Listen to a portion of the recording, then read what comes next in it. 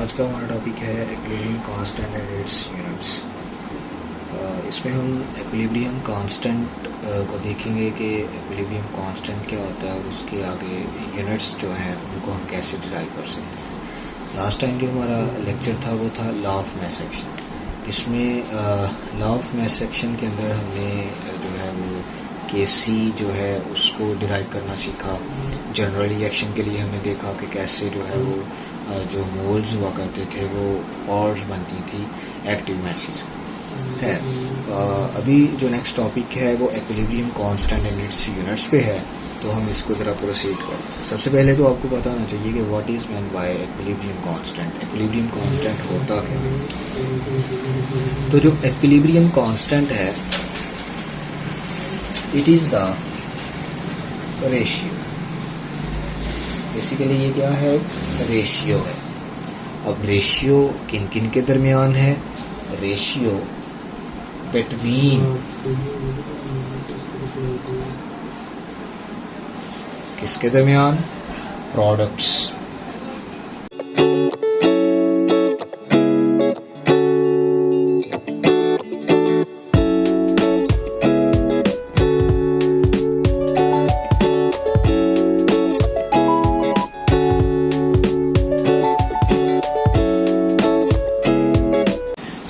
जैसे कि हम देख रहे हैं कि जो एक्विलिब्रियम कांस्टेंट है it is the ratio between product of molar concentration of products and molar concentration of reactants. इसमें हम रिएक्टेंट्स और प्रोडक्ट्स के दरमियान जो है वो रेशियो लेंगे और उनकी मोलर कंसंट्रेशंस होंगी। अब मोलर कंसंट्रेशंस क्या होती हैं ये भी हमने लॉ ऑफ मास एक्शन के अंदर डिटेल में पढ़ा, जिसमें हमने जो है वो जनरल रिएक्शन के लिए केसी लिखी, तो वहाँ पे हमने देखा कि जो मोलर कंसंट्रेशंस थी वो पावर बन जाया करती थी केसी लिखते दौरान। तो इसमें भी वैसी ही कंडीशंस होंगी कि वो पावर्स में चली जाएंगी और हम एक्टिव मैसेज की जो है वो आपस में प्रोडक्ट ले लेंगे। है मैथमेटिकली अगर देखें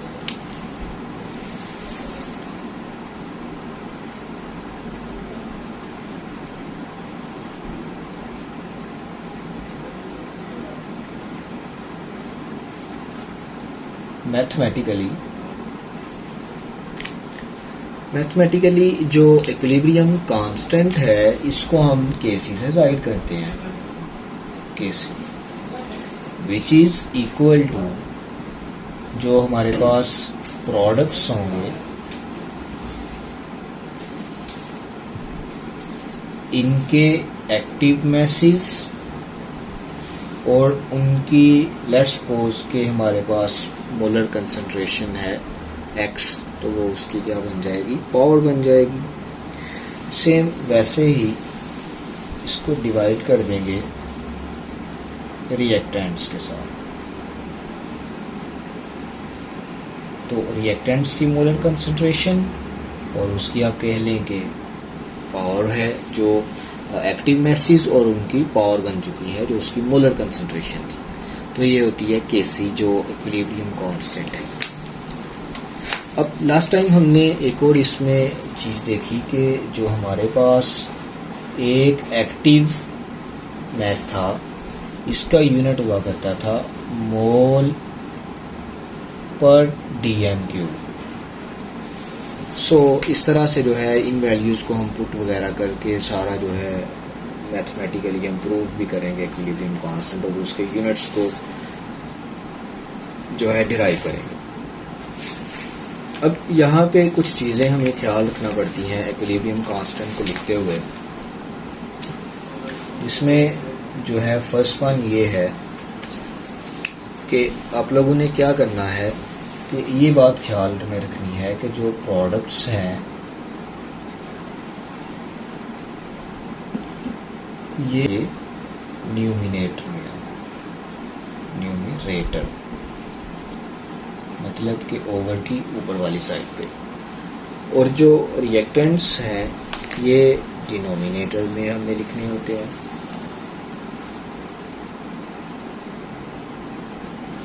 reactants must be in denominators.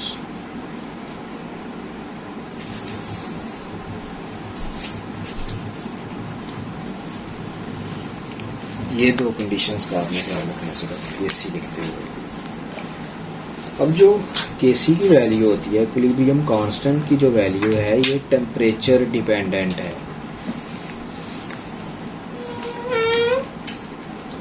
सो जो Kc है, दिस इज टेम्परेचर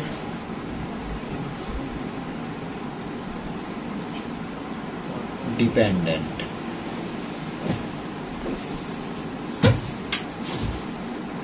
टेम्परेचर पे ये डिपेंड करती है। अगर हम टेम्परेचर को इंक्रीज़ या जो है वो डिक्रीज़ करेंगे तो हमारे रिज़ल्ट्स पे अच्छा खासा फ़र्क पड़ेगा। लेकिन ये इंडिपेंडेंट है कि आप स्टार्टिंग में कौन से कंसंट्रेशन जो है इस्तेमाल कर रहे हैं रिएक्टेंट्स की, और प्रोडक्ट्स की कौन सी कंसंट्रेशन बन रही है, ये डिपेंड चीज़ नहीं करती Kc की वैल्यू के ऊपर। And Kc is independent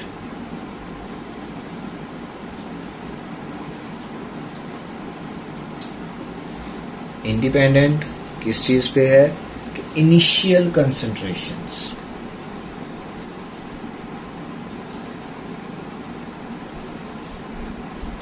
initial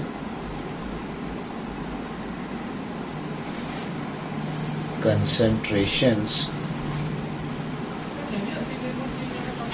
of reactants and products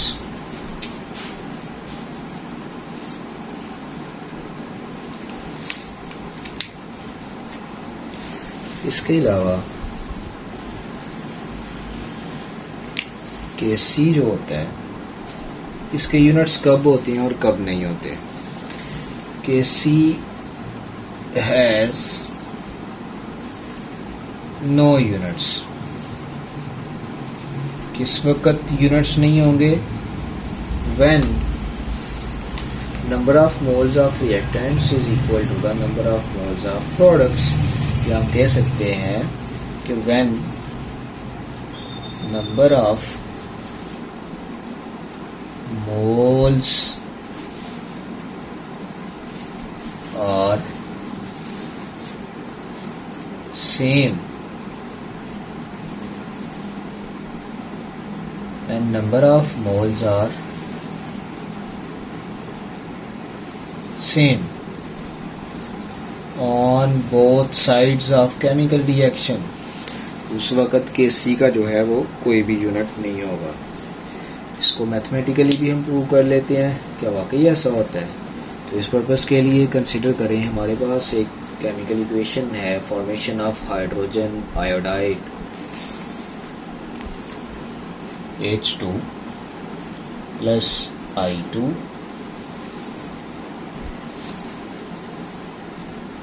2HI hydrogen iodide. Conditions अगर देखें तो हाइड्रोजन को भी हम गैस फॉर्म में लेंगे, आयोडीन भी गैस फॉर्म में है, और जो हाइड्रोजन आयोडाइड बनेगा this is also in gas form. अगर इसकी हम डायरेक्ट Kc लिखें, डायरेक्ट Kc अगर देखें तो वो इस तरह से लिखी जाएगी, Kc is equal to products over reactants. तो प्रोडक्ट इधर क्या है, HI। अब इसकी मोलर कंसंट्रेशन और इसकी पावर बनेगी, इसकी एक्टिव मास और इसकी पावर बनेगी इसकी जो मोल्स हम इस्तेमाल कर रहे हैं। Kc is equal to product, ठीक है, प्रोडक्ट ऊपर आएंगे, उसका एक्टिव मास और एक्टिव मास के साथ जितने उसके मोल्स होंगे वो उसकी पावर बन जाएगी प्रोडक्ट की। इसी तरह से reactants product of molar concentrations of reactants, ये हमने Kc लिख ली है, डायरेक्ट Kc जो है ना हमने इसको लिख लिया। अब हमें पता है कि जो एक मोलर कंसंट्रेशन होती है दिस इज इक्वल टू 1 मोल पर डेसीमीटर क्यूब। जो एक हमारे पास मोलर कंसंट्रेशन है दिस इज इक्वल टू मोल पर dm क्यूब। सो मोल पर dm क्यूब की वैल्यूज पुट कर देते हैं, क्यूब को पुट करते हैं तो ये बन जाएगा मोल पर डीएम क्यूब, और इसका क्या है ऊपर स्क्वायर, डिवाइडेड बाय एक हाइड्रोजन की जगह मोल पर डीएम क्यूब, और दूसरी आयोडीन की जगह भी मोल पर डीएम क्यूब। अब देखें ये एक मोल पर डीएम क्यूब, ये एक से कैंसिल, जो एक रह गया वो इससे cancel. So Kc is equal to 0, या हम कह सकते हैं Kc is equal to no unit. तो ये हमने जो इधर बात की थी कि Kc has no units if the number of moles are same on the both sides of the chemical reaction. तो देखिए ना इधर जो जितने हमारे पास रिएक्टेंट्स थे, 1 मोल था हाइड्रोजन का, 1 मोल था आयोडीन का, टोटल 2 मोल जो है रिएक्टेंट्स आपस में मिल रहे थे और 2 मोल ही प्रोडक्ट्स बन रहे थे। सो 2 मोल रिएक्टेंट्स के मिले, 2 मोल प्रोडक्ट्स के बने, दोनों साइड्स इक्वल हैं, जिसकी वजह से अल्टीमेटली हमारे पास जो Kc की वैल्यू है वो 0 आई है। Kc has no units. तो ये अगर हम अब Kc के यूनिट्स कब होंगे ये हम देखते हैं। Kc के यूनिट्स उस वक़्त होते हैं जिस वक़्त जो है दोनों साइड के ऊपर रिएक्टेंट्स के मोल्स और प्रोडक्ट्स के मोल के दरमियान इम्बैलेंस आ जाता है, उनके मोल्स जो है वो इक्वल नहीं होते। सो Kc हैज यूनिट्स कब, when number of moles of, या फिर आप लिख सकते हैं number of moles on both sides are not equal,